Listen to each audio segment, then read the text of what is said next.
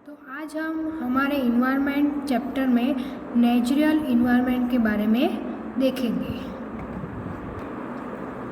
तो land, water, air, plants and animals comprise the natural environment. You are familiar with the meaning of lithosphere, hydrosphere, atmosphere and biosphere from your previous class. Let us learn some more facts about these domains. तो जब हमने हमारे आसपास की ये air, water, land, plants and animals ये सब natural environment है, तो यहाँ पे ये चार वर्ड्स है। ये क्या है? लिथोस्फीयर, हाइड्रोस्फीयर, बायोस्फीयर और एटमॉस्फेयर। ये चार हमारे फेमिलियर है, जैसे कि हमने यहाँ पे पिक्चर में आगे देखा था। क्या देखा था कि लिथोस्फीयर यानी लैंड, एटमॉस्फेयर यानी एयर, हाइड्रोस्फीयर यानी वाटर, ये तीनों को मिलाकर जो भी बनता है उसे क्या कहते हैं? लिविंग थिंग्स यानी biosphere.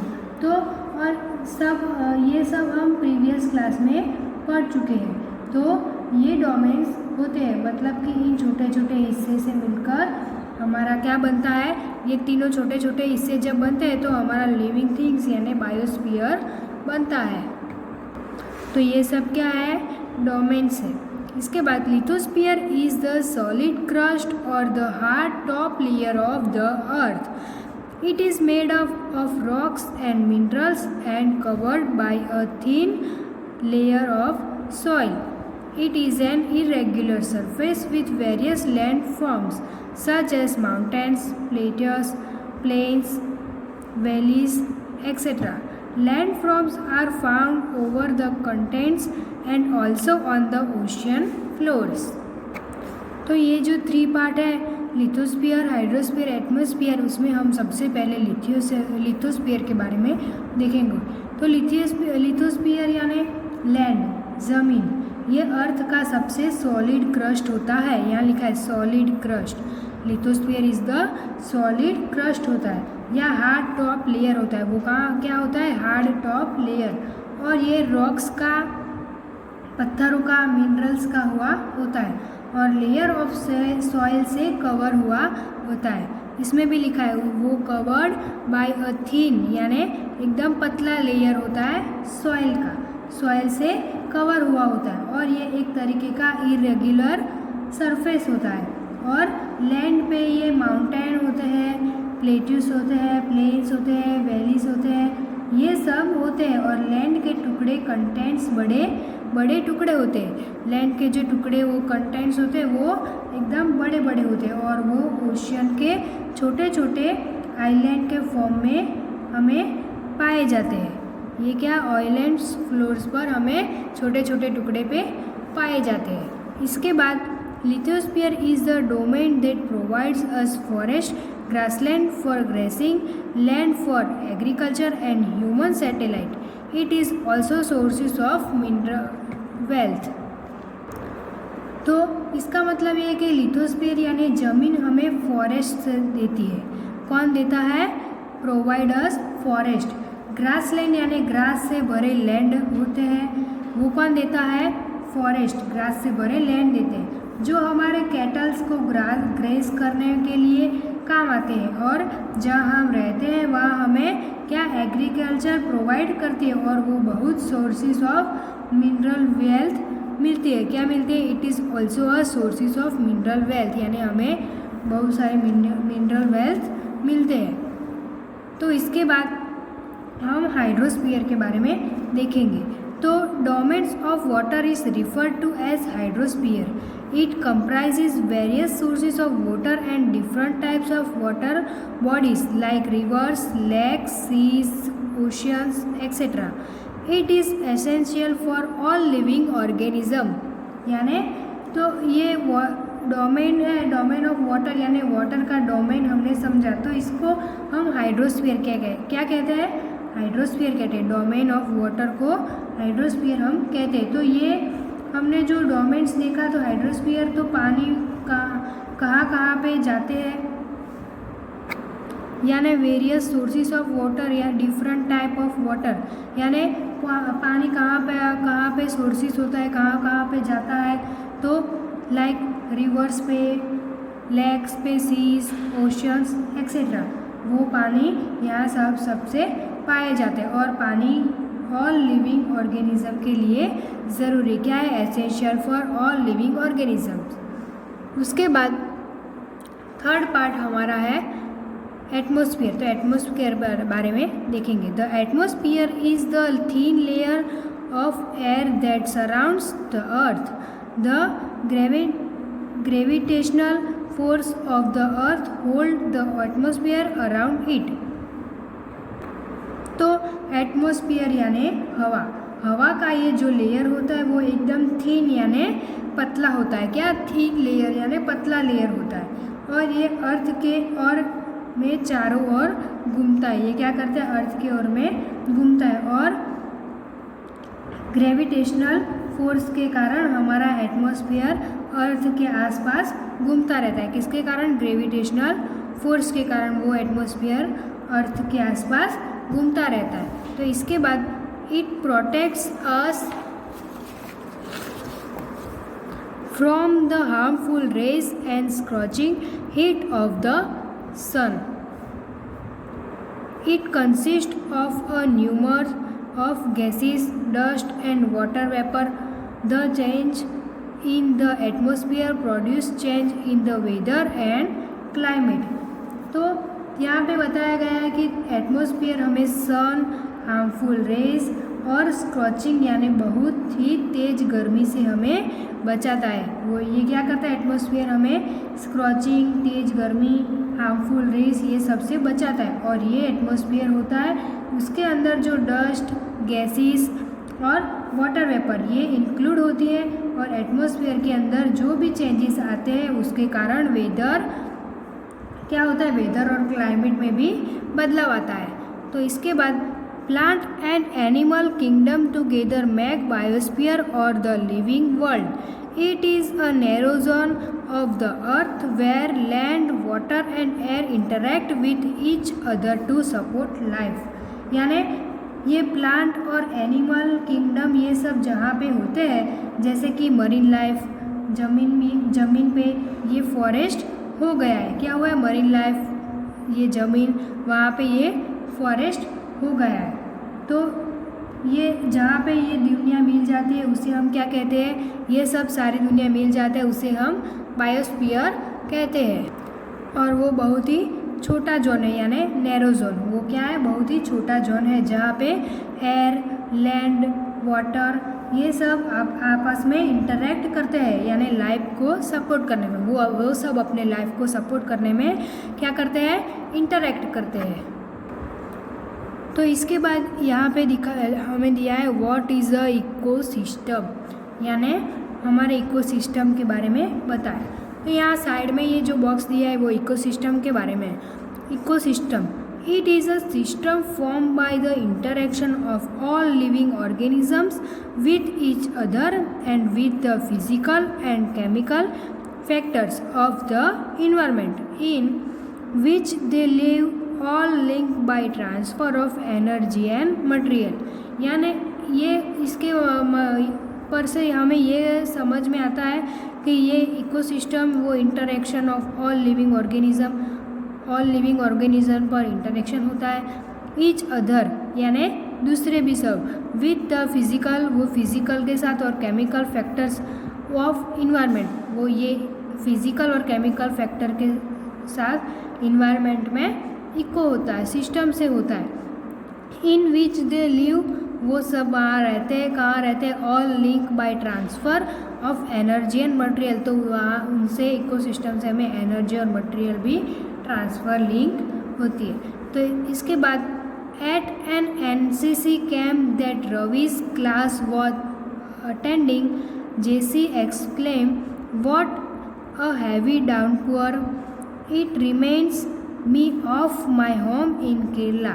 You should come and see how it pours and pours and pours over the lush green fields and coconut plantation. तो जहाँ सभी लोग ये एनसीसी कैंप अटेंड करते थे, जहाँ इकोसिस्टम में जब यहाँ एनसीसी कैंप अटेंड करते थे तो वहाँ पे ये जैसी है उसने कहा अरे क्या कहाँ ज़बरदस्त बारिश हो रहा है, ये क्या ज़बरदस्त हैवी डाउनपोर यानी ज़बरदस्त बारिश हो रही है और मेरे को मेरे घर की केरला की याद आ रही है। किसकी? माय होम इन केरला यानी मेरे घर की केरला की याद आ रही है और आप सबको वहाँ आना चाहिए। आप सबको you should come and see how it यानी आप सबको वहाँ आना चाहिए। और हमारे ये केरला में वहाँ पे क्या पुअर्स एंड पुअर्स यानी बहुत ही बारिश, क्या बारिश होती है, क्या बारिश होती है। बहुत ही खूबसूरत हरे भरे जंगल, ग्रीन फील्ड्स होती है और कोकोनट्स के प्लांटेशन यानी कोकोनट्स के ट्री भी होते हैं। हमारे केरला में ये सब होता है, लश ग्रीन फील्ड्स और कोकोनट के ट्रीज प्लांटेशंस, ये सब हमारे यहाँ होता है। तो ये जैसी है ये रवि और रवि के दोस्त सबको अपने केरला में आने का कह रही, यू शुड कम यानी हमारे केरला में सब इनवाइट हो और ये सब मैं आपको दिखाऊंगी, ऐसा ये बता रही है। Hira from Jaisalmer exclaim, we get no rains, we see only kicker and sand as far as the eyes can see, but you also find camels, Ravi said। तो यहाँ पे ये हीरा नाम का जैसलमेर का एक लड़का था, उसने क्या कहा, जैसलमेर में एक हीरा नाम का जो लड़का था रवि का दोस्त, उसने क्या कहा कि हमारे यहाँ तो बिल्कुल भी बारिश नहीं हो रही, वी गेट नो रेन्स यानी हमारे यहाँ तो बिल्कुल भी बारिश नहीं हो रही है। हमारे यहाँ तो कीकर एंड सैंड यानी मिट्टी और कंकर ही दिखाई देते हैं, हमारे यहाँ बारिश जरा भी नहीं होती है, सिर्फ कीकर और सैंड ही हमें दिखाई देते हैं। तो रवि ने कहा लेकिन तुमको तो वहाँ कैमल्स भी देखने को मिलते होंगे, लेकिन क्या कहा उसने, रवि ने क्या कहा, the eyes can see but you also find camel यानी तुमको तो यहाँ कैमल्स भी देखने को मिलते होंगे। उसके बाद Heera says not just camels यानी अकेले कैमल्स ही नहीं, if you visit our desert you will see snakes, lizards and many insects too.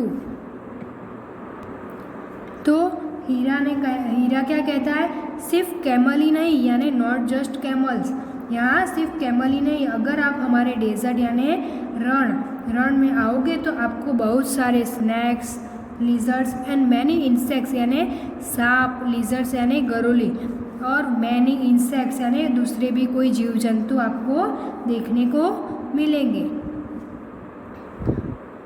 तो उसके बाद Ravi wondered why do the animal, the vegetation and the people live vary from place to place, are they all related to each other.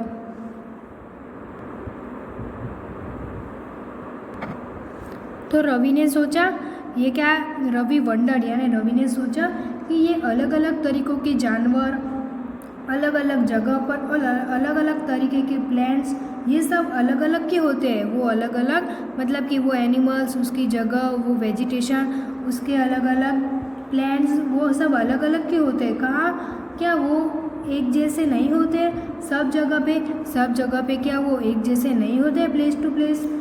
तो ऐसा ये question करें और क्या ये सब हमारे रिलेटेड है या नहीं, ये भी बता रहे थे, और रिलेटेड टू ईच अदर यानी ये रिलेटेड है या नहीं। तो oh yes very much so the teacher reply, तो टीचर ने रिप्लाई दिया oh yes very much so, ये सब अलग अलग जगह पे अलग अलग होते हैं फिर भी वो रिलेटेड होते हैं। टीचर ने ये कहा ओ येस यानी वो सब अलग अलग होते हैं अलग अलग जगह पे फिर भी वो क्या होते हैं, रिलेटेड होते हैं। उसके बाद all plants, animal and human beings depend on their immediate surroundings. तो हमारा ये अपने आसपास के एटमॉस्फेयर के हिसाब से, इन्वायरमेंट के हिसाब से क्या वो एकदम ढल जाता है, वो सराउंडिंग के हिसाब से रहता है, क्या इमीडिएट सराउंडिंग्स। और इसी तरह का मतलब कि often they are also interdependent on each other. This relation between the living organism as well as the relation between the organism and their surrounding for the ecosystem. तो इसी तरह का ये जो रिलेशन होता है वो लिविंग ऑर्गेनिज्म के बीच में या सराउंडिंग होते हैं, वो सब मतलब कि लिविंग ऑर्गेनिज्म के बीच में या सराउंडिंग होते हैं, इसको हम क्या कहते हैं, ये सबको इकोसिस्टम कहते हैं। ये इकोसिस्टम बहुत सारी चीज़ों का होता है, बहुत सारे रिलेशन भी उनका होता है। उसके बाद there could be an ecosystem of large rain forest, grassland, desert, mountain, lake, river, ocean and even a small pond. तो ये rain forest, grassland, desert, mountain, ये सब है क्या, rain forest, grassland, desert, mountain, lake, river, ocean, और इस तरीके से ये सब का इकोसिस्टम होता है। इस तरीके से ये सराउंडिंग ऑर्गेनिज्म ऑफ इकोसिस्टम यानी ये सब का इकोसिस्टम होता है। और even a small pond. Do you think the park in which Ravi and his friends played from an ecosystem? तो यहाँ पर आपको ये क्वेश्चन पूछा गया है कि क्या आपको लगता है कि ये बढ़िया सा इकोसिस्टम डेवलप हो गया था, ये इकोसिस्टम डेवलप हो गया था रवि और उसके दोस्तों के बीच में उस पार्क में खेल रहे थे। ये आपको क्वेश्चन पूछा गया, आपको ये सोचने का है। तो इसके बाद हम ह्यूमन इन्वायरमेंट के बारे में देखेंगे। तो human beings interact with the environment and modify it according to their need. तो ह्यूमन बींग्स ये इंटरैक्ट करते हैं अपने आसपास के इन्वायरमेंट को और इन्वायरमेंट को मॉडिफाई कर देते हैं उनकी ये नीड के हिसाब से। उनकी ये जो सब नीड होती है उनके हिसाब से वो इन्वायरमेंट को मॉडिफाई कर देते हैं। Early humans adapted themselves to the natural surroundings. They led a simple life and fulfilled their requirement from the nature around them. यानी पहले के समय में जो लोग होते थे वो बड़े अच्छे होते थे, उसका नेचुरल सराउंडिंग होना पसंद करते थे, वो सिंपल लाइफ और फुलफिल से जीते थे और अपने रिक्वायरमेंट्स को नेचर के हिसाब से पूरे करते, अपनी उनकी जो भी रिक्वायरमेंट होती थी वो अपने नेचर के हिसाब से पूरा करते थे। उसके बाद with time needs grew and become more varied, human learn new ways to use and change environment.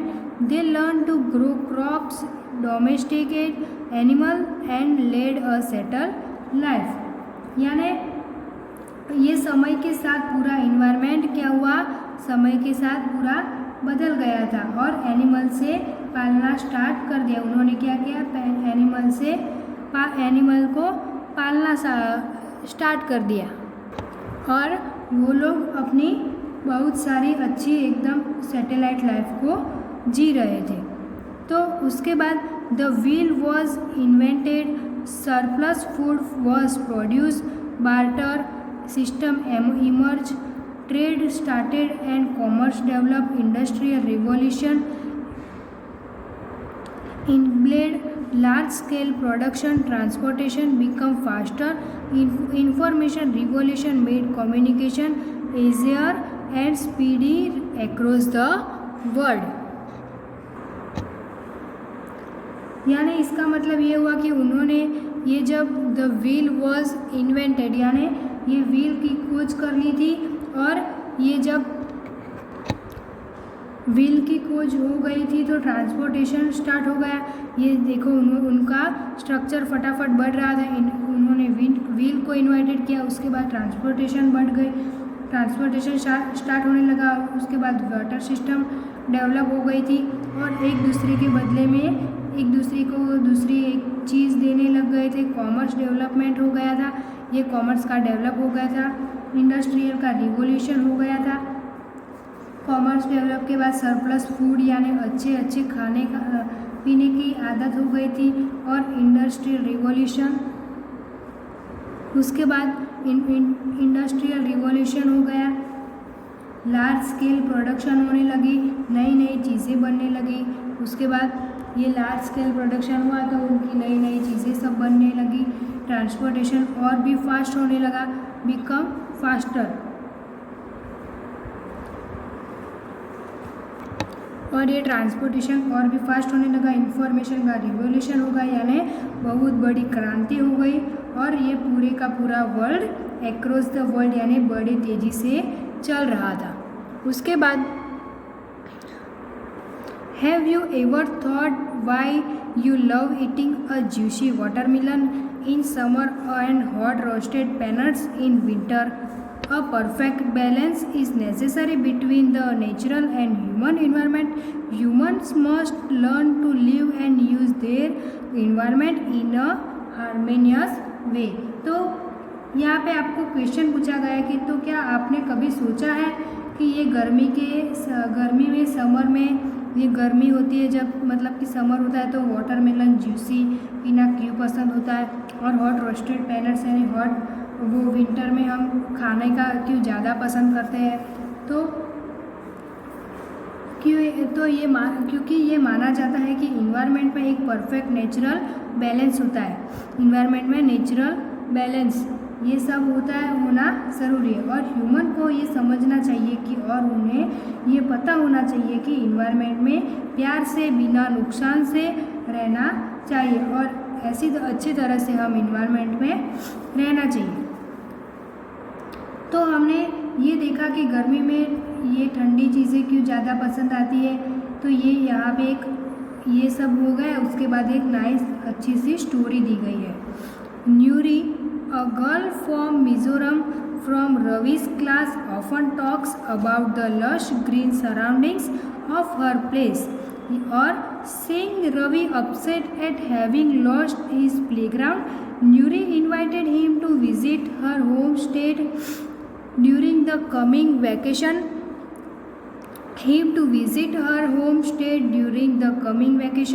Ravi's teacher asked the student to draw a landscape, houses and activities of the peoples and places they visit during the holidays. तो न्यूरी नाम की एक जो ये लड़की थी वो मिज़ोरम की थी, और वो रवि की क्लासमेट थी। तो वो हमेशा अपने केरला के लस्ट ग्रीन सराउंडिंग वहाँ की बातें कर रही थी। और जब न्यूरी ने ये रवि का अपसेट हुआ मुंह देखा, रवि अपसेट, तो ये मुंह देखा तो कि उसका रीज़न ये था कि प्लेग्राउंड अब नहीं रहा था, वहाँ पर फ्लैट्स बनने लगे थे, वह हो जाएंगे। उससे रवि को अपने तो उसने क्या किया, न्यूरी इनवाइटेड रवि को अपने हाउस पर क्या किया, इनवाइट किया, और यहाँ के और ये भी कहा कि मैं तुमको स्टेट ड्यूरिंग गार्डन दिखाऊंगी, ये सब दिखाऊंगी। और रवि की टीचर थी, उसने बच्चों से कहा कि तो आप ये वैकेशन में कहाँ कहाँ गए थे, कहाँ कहाँ विज़िट की थी, वहाँ की सारी पिक्चर कलेक्ट करो और ये पिक्चर्स बनाने में कोशिश करो।